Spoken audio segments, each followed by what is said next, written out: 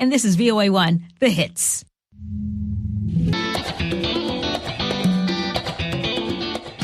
Welcome to Learning English, a daily 30-minute program from the Voice of America.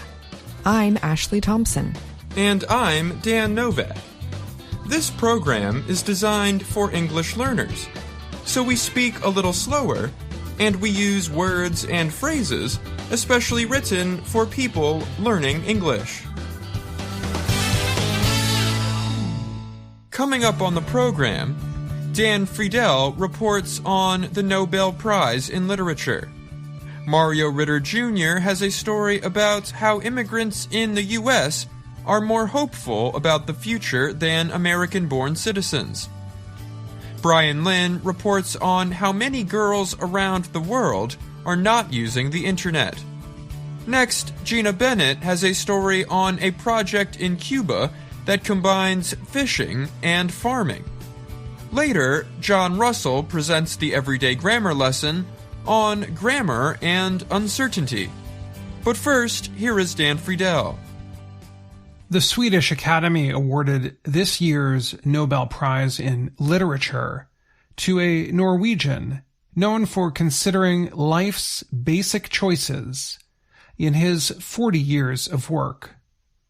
64-year-old Jan Fosse was first published in the 1980s and became well known in the 1990s.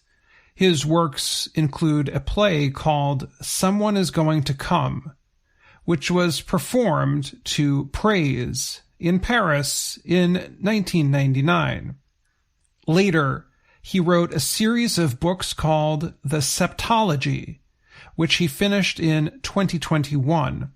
The last part of Septology, called A New Name, was a finalist for the Booker Prize in 2022. Fosse created plays, books, and children's books. He also worked on a translation of the Bible into Norwegian. He is known for writing in the Nynorsk language, which is understandable to all Norwegians, but it is used by only 10% of the nation's 5.4 million people. Swedish Academy member Anders Olsson said Fosse's work has had a universal impact. The Academy also called his work innovative and noted his ability to give voice to the unsayable. The group explained that his books discuss life's deepest feelings about things like life and death. Fosse said he had been thinking he might be awarded the prize for the last 10 years, but he was still surprised to get the phone call on Thursday. He told a Swedish broadcaster, "I've been part of the discussion for 10 years and have prepared myself for 10 years that it could happen." He told a Norwegian broadcaster he has no more prizes left to win. Everything will be downhill from now on. He noted that he started writing as a boy, and his first work came out 40 years ago. "I don't plan to compete with myself," he said. The writer added he will celebrate the prize calmly with his family. Fosse said 1969 Nobel Literature Prize winner Samuel Beckett of Ireland influenced his writing style. Beckett wrote the play Waiting for Godot. Guy Pusey is a teacher of Scandinavian Studies at the University of Edinburgh in Scotland. He called Fosse's writing sparse and said his simple expressions take on a lot deeper meaning. The Associated Press notes critics might call Fosse a safe choice for his highbrow writing only known to people in small literary circles. The Academy has been criticized for being too centered on men from Northern Europe and North America. That includes criticism from Annie Ernaux, last year's winner. Only 17 of 119 winners have been women. Recent winners who have been popular writers include Mario Vargas Llosa of Peru, Kazuo Ishiguro of Japan, and Alice Munro of Canada. The Academy got a lot of attention for choosing American musician Bob Dylan in 2016. Supporters say recent winners, including Dylan, show that the Nobel Committee is interested in writers who are both popular and praised by critics. Fosse's publisher says his work has been translated into 40 languages, and his plays have been produced over 1,000 times, and he is the fourth Norwegian to win the prize, but the first since 1928. I'm Dan Friedel.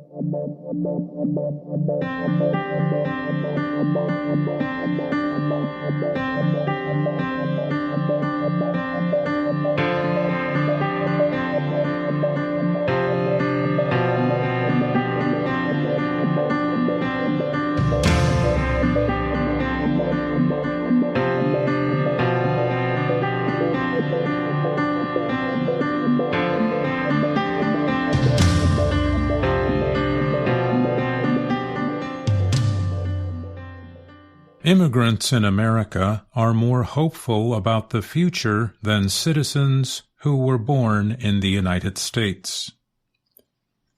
That is what a recent opinion study of 3,358 immigrant adults found. The study, or survey, aimed to find out what the immigrant adults thought about a number of issues. Shannon Schumacher is a researcher at KFF, a non-profit organization based in San Francisco that works with health policy. It was formerly known as the Kaiser Family Foundation. She described what the immigrants told her this way. They said, "You know, I face challenges here in the U.S., but it's far better than where I came from, and I have this belief that things will be better for my children." Schumacher added, whether that's their education, their safety, their economic opportunities, they think that they're better off and their children are better off. The survey was a partnership between KFF and the Los Angeles Times newspaper.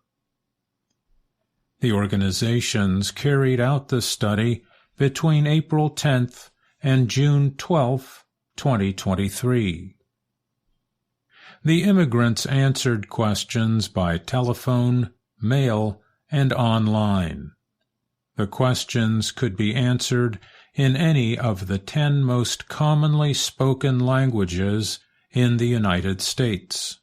They include English, Spanish, Chinese, Korean, Vietnamese, Portuguese, Haitian Creole, Arabic, French, and Tagalog.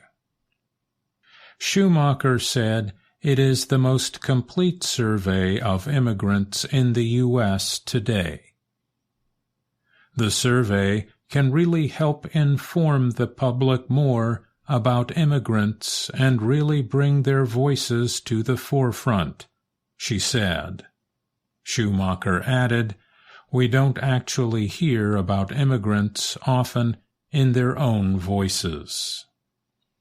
Immigrants make up 16% of adults in the U.S. They come from many different countries and are from many classes of people. Their belief in a better future remains, although they face many difficulties. Most of the immigrants in the survey have jobs. About half said they have experienced discrimination in the workplace. 3 in 10 said they had been paid less for doing the same job or have had fewer opportunities to get a better job or increased pay compared to their U.S.-born co-workers. Healthcare can be another problem. 1 in 5 immigrants delayed or did not get health care in the past few years. Often, the reason is lack of money or health insurance. And if they see a medical worker, the experience is not always good. The survey said that Black and Hispanic immigrants face the most discrimination. Researchers worked with activist groups within the different immigrant communities to find people to talk to. The researchers said the English word discrimination was a problem because it does not always mean the same thing in different cultures and languages. People aren't sure what that means, Schumacher said. She added that they might use different words, or they say something that maybe we as researchers would say, "Oh, that's discrimination," but they call it bullying, or someone just being mean.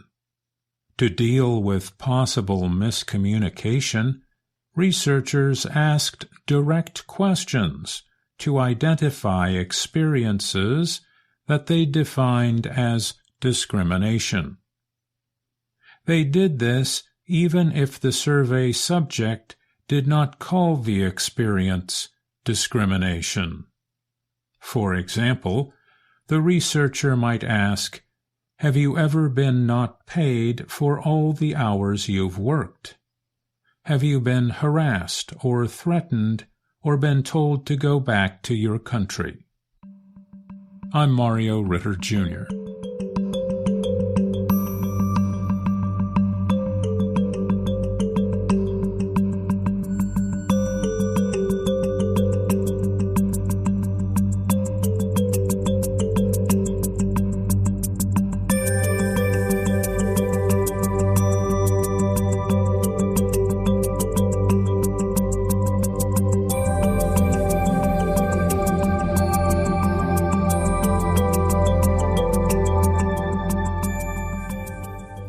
A new report suggests many girls across the world are not using the Internet because of online abuse, discrimination, or other issues.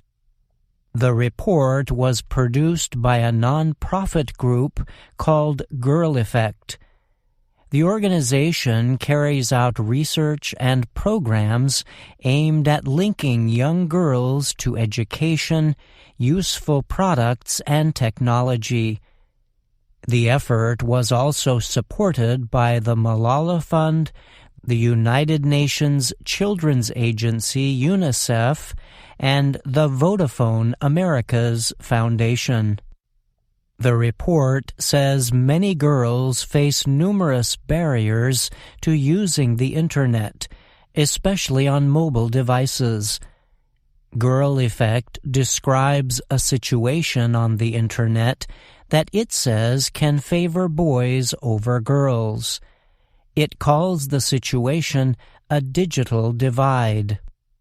The digital gender divide is real and is creating public spaces where women, especially girls, are being left behind, said Girl Effect Chief Executive Jessica Posner-Adede in a statement. She added that girls are often told they are vulnerable, less competent, and unable to protect themselves online. The group's report said these kinds of statements can reshape girls' beliefs and opinions and prevent them from fully taking part in numerous online activities. This can severely limit the information they see and can block educational and job progress. Online abuse and concerns about Internet safety have resulted in many girls setting up more protections and behaving more conservatively when connecting with others and sharing personal information online, the report said. The report is based on a public opinion study involving more than 10,000 boys and girls aged 14 to 21. A separate part questioned parents of the youth. Data was collected in 7 countries: Ethiopia, India, Jordan, Kenya, Nigeria, Rwanda, and Tanzania. Comparative data came from Britain and the United States. The report noted that women across low and middle-income countries are 7% less likely than men to own a mobile phone and are 19% less likely to use mobile Internet. The report suggests a digital gender divide exists, although governments worldwide have taken steps to prevent it. A UNICEF study released earlier this year showed that in 54 countries there is a median gender ratio of 71. This means that for every 100 young boys and men who use the Internet, only 71 young girls and women do. Recent studies have also shown that women experience more online abuse, persuading large numbers of girls to quit social media services such as Facebook and Instagram. The Girl Effect report found that among digitally connected youth, 12% more girls than boys said they feel self-conscious while using social media. The report also said girls are 11% less likely to place photos or comments online compared to boys of the same age. Mitali Nikor is a gender policy specialist at research group Nikor Associates based in New Delhi. She told the Thomson Reuters Foundation that girls who limit their online activity often carry this behavior with them into the workplace. This can lead to difficulties for women who might hold back in demonstrating their skills and building strategic connections, Nikor said. Nikor noted she thinks several things are needed to help solve the problems girls are facing. One is to improve the availability of mobile devices for girls and young women across the world. Other possible solutions include establishing more digital literacy programs and efforts to end gender-based discrimination. I'm Brian Lynn.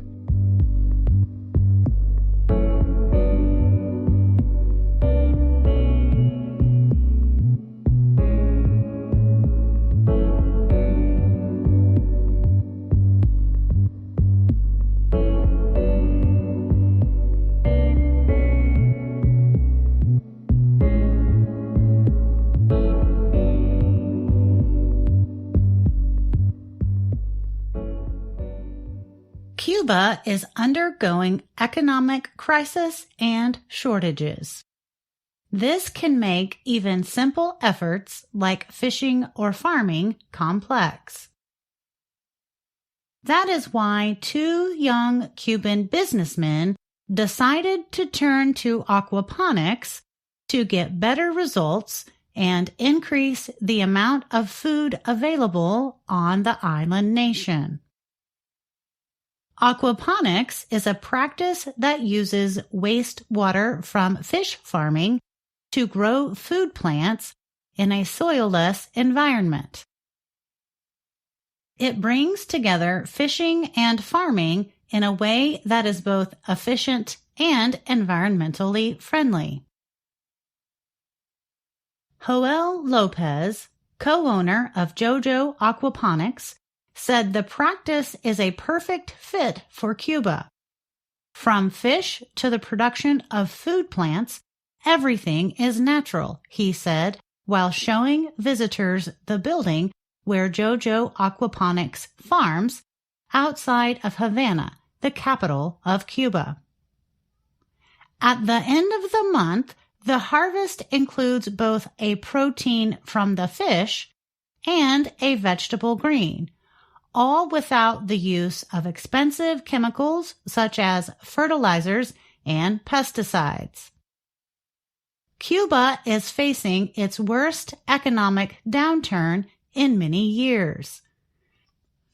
Shortages of food, medicine, and fuel have led the government to seek help from businesses in finding new solutions. But businesses face a difficult environment in Cuba. The trade ban enforced by the United States makes doing business complex. And the Cuban government only recently permitted private businesses. Jose Martinez is a co-owner of JoJo Aquaponics. He said aquaponics is costly and it has been difficult to raise money for the project. Martinez added that his business received some money from local government, though it was not enough. Even with the barriers, many Cubans increasingly believe private businesses will succeed in a country where the average person earns less than $20 a month. I'm Gina Bennett.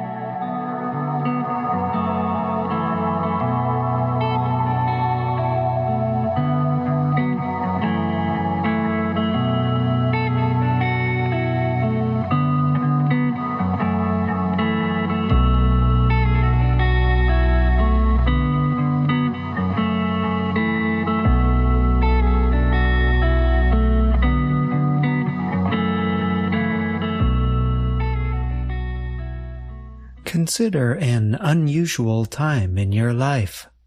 Perhaps your country was having a financial crisis or a political crisis. Perhaps one of your family members became sick. In other words, you were facing an uncertain situation. How do you talk about such situations? That question will be the subject of today's Everyday Grammar. You will learn about questions and answers. You will also learn about verbs and expressions used to talk about uncertainty. Let's start with some important terms and ideas.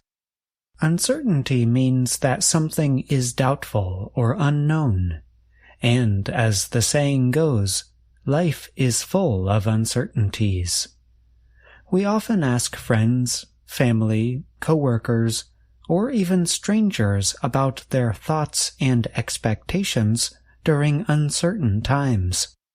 There are two closely related questions we use in such situations. One involves will, and the other involves be going to. Although the questions have different wording, their meaning is the same. So, we have: what do you think will happen? What do you think is going to happen? The structures of these questions are complex.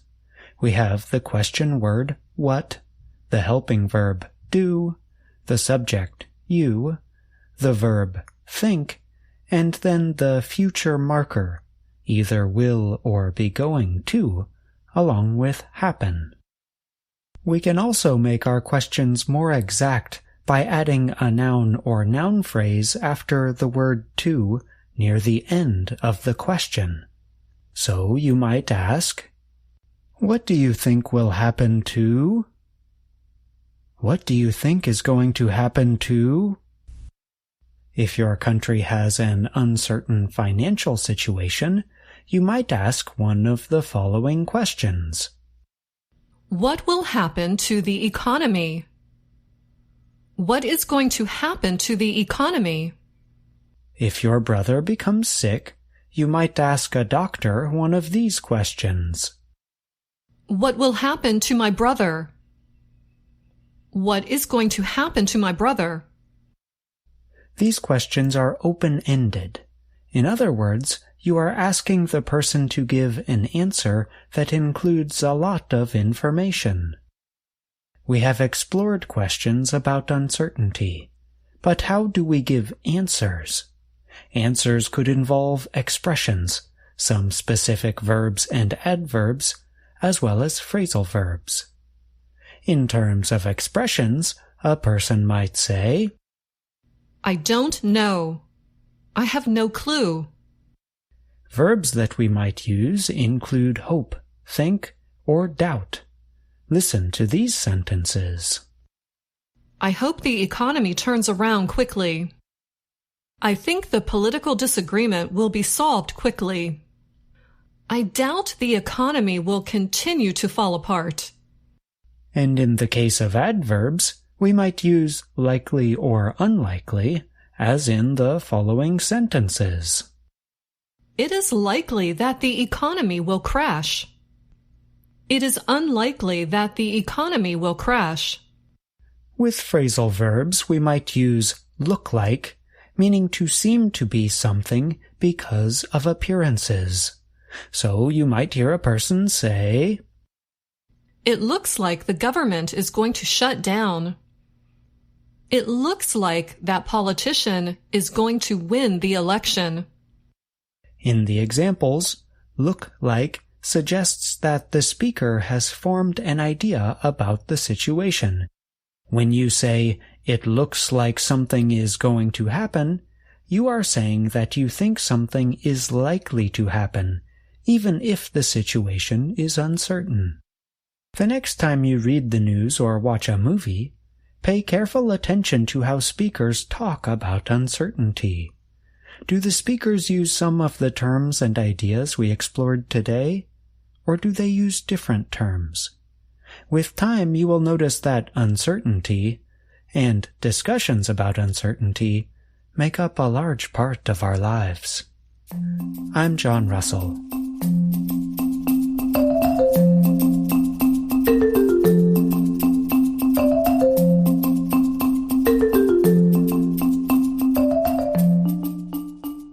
You just heard this week's Everyday Grammar. John Russell joins us now to talk a little more about the lesson. Welcome, John. Hi, Dan. Thanks for having me on the show. So why did you choose uncertainty as the subject of today's lesson? I can give a general answer and a specific answer. The general answer is that uncertainty and discussions about uncertainty play a big part in our lives. We have all faced uncertain situations. We have all talked about uncertain situations with friends and family. Yeah, that's true. And what was the specific answer to the question?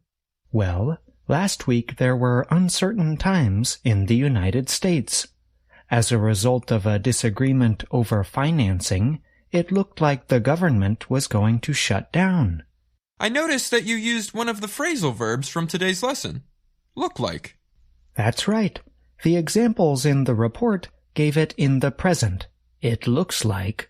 But we can use it in the past as well. It looked like.